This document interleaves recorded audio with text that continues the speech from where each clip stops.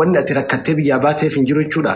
Bashannana baatee mallaqa mana arabaa keessa gubattee salphattee xiqqaattee dhibee kee wajjin osoo kaleen si dhukkubdu osoo dhibeen meeqaatamsitti jiru osoo yaanni meeqaatamsitti jiru lafumaa kaatee nama tokko maqaa ibaluu jedhee si gaafatteef mallaqa.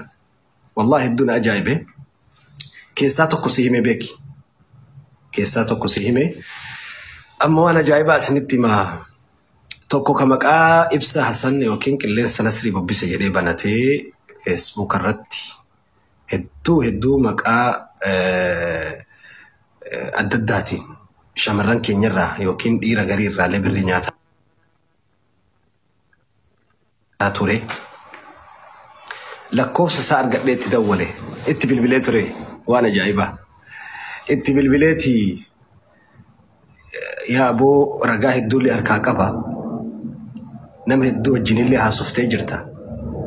Qabatamaanillee kun wanni ati hojjettee fi barre akkaawuntiin keetii fi maqaan keellee walitti galee akkaawuntii baankiillee arganne akkaawuntii keellee bakka ati jirtullee argachuun ni danda'ama.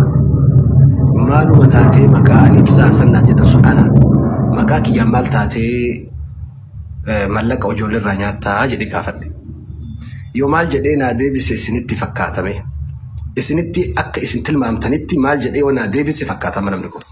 Wallahi waan naan jedhe ati gowwaadha naan jedhe akkamitti jedheen. Isin yoo maqaa keessanii masjiidni Rabbii ijaarame yoo maqaa keetiin khayriin dalagame maaliif hinaaftaa naan jedhe bar. Maqaa keetii yoo khayriin dalagame yoo maqaa keetiin masjiidni ijaarame maaliif hinaaftaa naan jedhe bakka mee Rabbi sodaadhu. Hattuun zaahira akkanatti bahee ana wajjin haasaa jira bar. Nama biraati miti bar anuma qofa anuma wajjin haasoo jira abbaa dhimmaatii wajji haasoo jira. Wallahi achirraa qiyaamaan kalaawu alaamaa qiyaamaa ta'u achirraan bare qiyaamaan kalaa achirraan bare. Dubbiseeti bar. Dubbisee maali maqaa kiyyaan birriin ati nyaattu ijoolleerraa jennaani yoo maqaa keetiin khayriin dalagame maaliif hinaaftaa naan jedhe. Ma ani lubbuudhaan duniyaa irra jiru dalaguu hin danda'u Ibsaa haqiiqaa sun dalaguu hin danda'u jennaani bilbila irratti cufee bilook na godhe. Namni sun ammallee lakkoofsaallee beekamaadha nama jiru biyya inni jirullee beekna.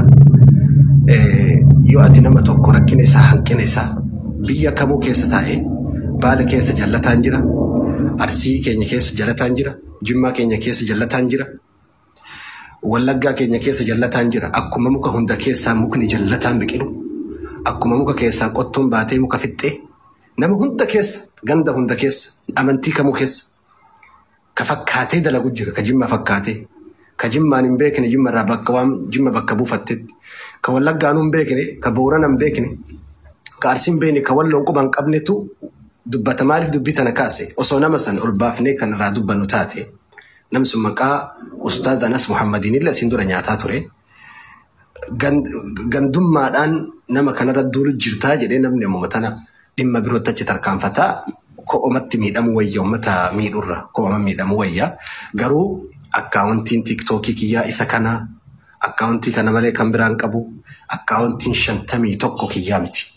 Tiktookiin 51 kiyyaa miti. Facebookni 50 kiyyaa miti. Waliigala ani 101 miti ani tokkocha. 100 walitti 51 50 walitti 101 mi.